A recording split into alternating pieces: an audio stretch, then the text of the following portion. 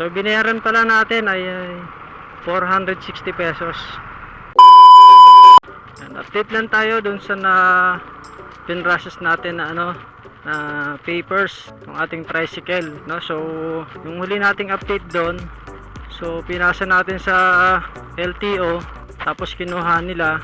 After nilang kuhanin, ang advice nila sa atin, tatawagan na lang daw nila tayo para sa schedule ng payment. So nag-iwan tayo ng contact number, no? So ito ay noong Tuesday. Ano ba ngayon? Friday ngayon eh.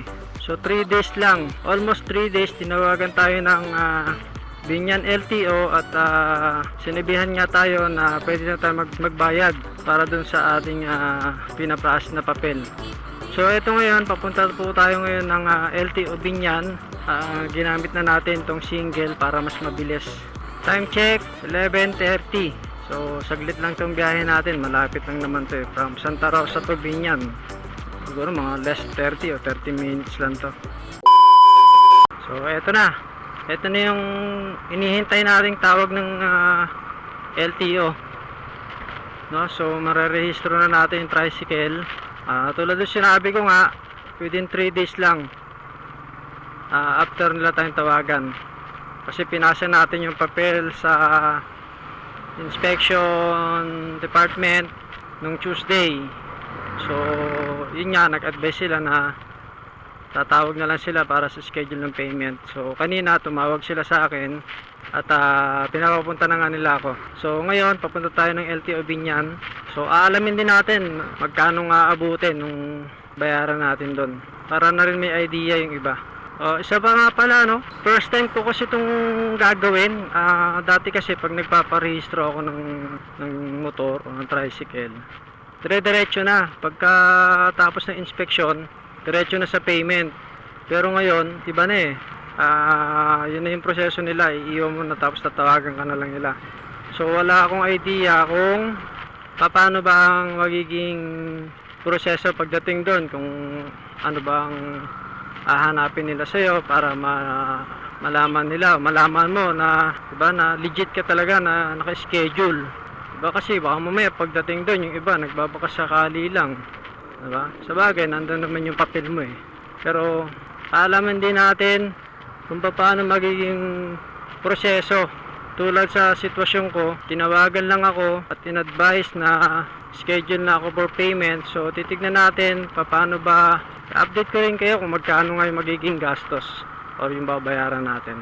As usual, malamang baka wala na naman plaka. Since nung nabili kasi yan, wala talagang plaka. Ang laging nakalagay sa dokumento pag nagre-renew no plate available, laging ganun. So medyo mainit. Share ko nga lang pala, no, ang sarap sa mata nung visor na nakakabit sa ating Evo helmet. Kahit mainit yung panahon, pero sa mata medyo siya, malamig. Hindi siya ganun, kung yung normal na init sa pakiramdam mo, hindi siya ganun sa mata. Naka-relax pa rin yung mata natin, no? Maliwanag siya, pero yung init hindi mo mararamdaman. Lalo na sa gabi, kahit nakababa yung visor mo, parang wala kang suot na visor kasi malinaw siya. Mukha namang walang traffic. Yan yung visor na gamit natin, golden red. Okay, let's go. Sa wakas, no, after ng ilang buwan na paghihintay natin, nakuha na natin yung Google AdSense pin. Kaya lang tayo, kasi sa iba dati nakikita ko lang to na, uy, ang swerte naman nila, uy, parang ang sarap naman ng feeling ng ganun na may Google AdSense pin na sila sa sobre, no.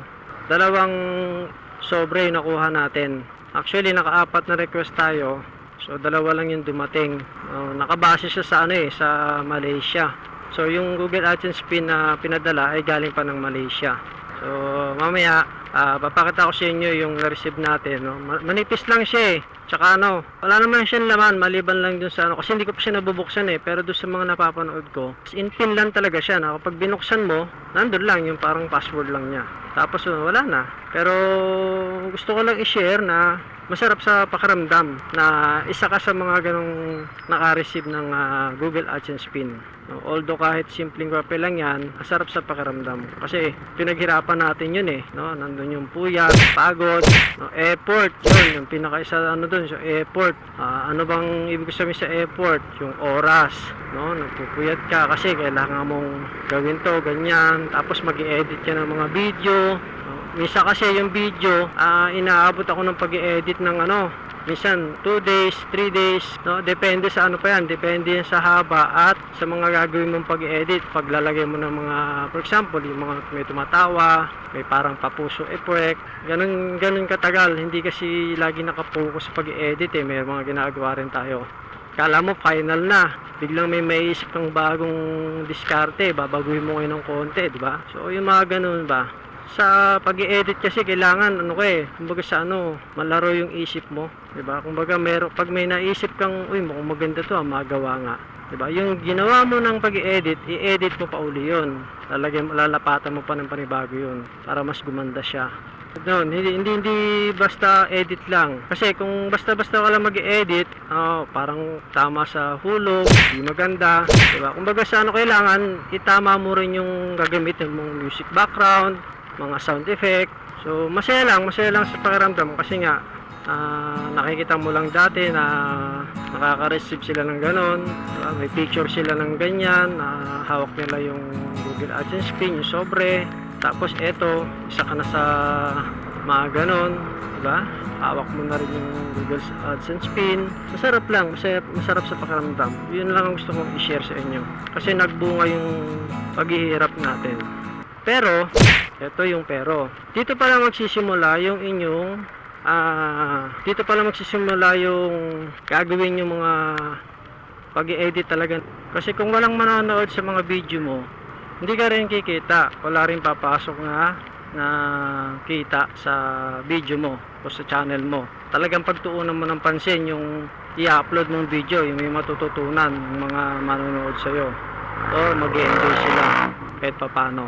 Tulad sa akin sa channel ko, hindi ko na kasi iniisip yung dati ganyan yung mindset ko eh, yung pera, yung kikita. Nung tumagal, sabi ko parang hindi maganda to.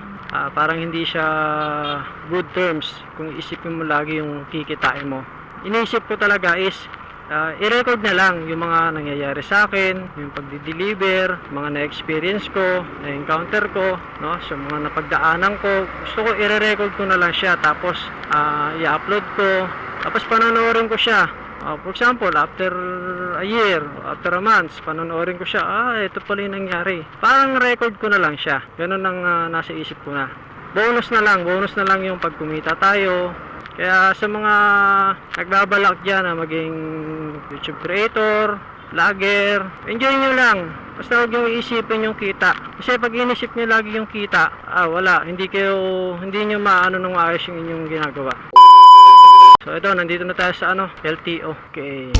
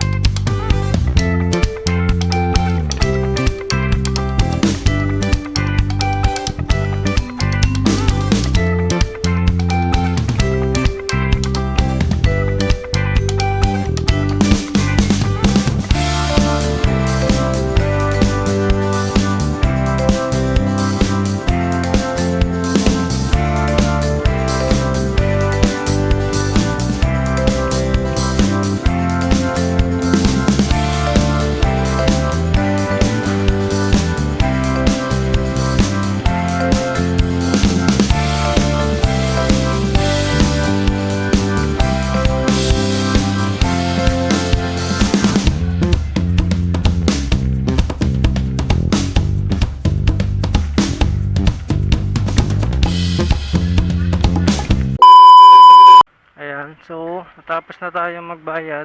Kaso, yung resibo niya, ordinary yung papel. Ibang iba siya dun sa resibo na kulay blue dati. Ayan, so tapos na. So, mabilis lang. Wala pang 30 minutes. Tapos na tayo pagdating dito. So, ang mangyayari, pagka dating mo dito, kukunin mo yung papel dito sa inspection. Yan, dyan oh. Kukunin mo yung papel dyan. Pagkakuha mo dyan, sasabihin mo yung pangalan mo pala. Pagkasabi ng pangalan mo, bibigyan niya sa'yo yung papel mo.